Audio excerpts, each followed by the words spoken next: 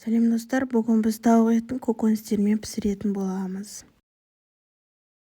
Бізге қажетті ингредиенттер: тауық еті, картошка, 3 дана пияз және де 3 дана болгар бұрышы, 1 дана сәбіз керек болады.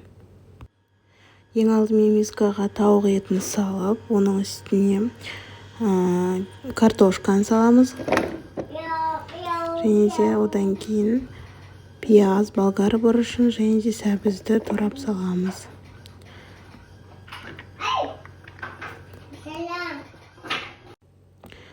Ақ приправа саламыз.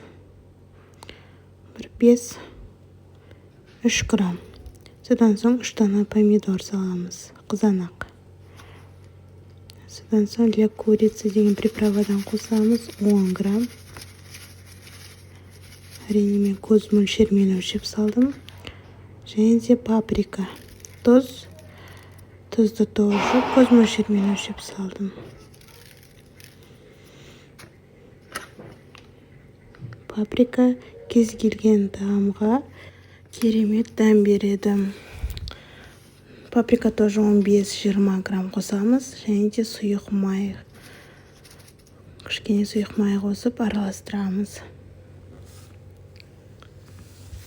Дайын болған маринадты 15 минутқа қойып, содан соң листқа фольганы төсеп, фольганың үстіне дайын болған маринадталған көкөністермен тауық етін салып, бір тегіс қылып жаямыз.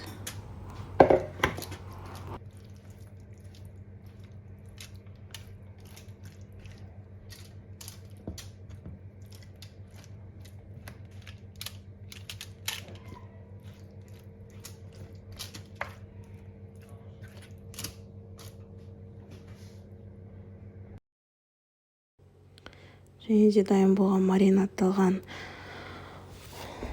көкөністеріміздің үстіне жарты апельсинді сығамыз.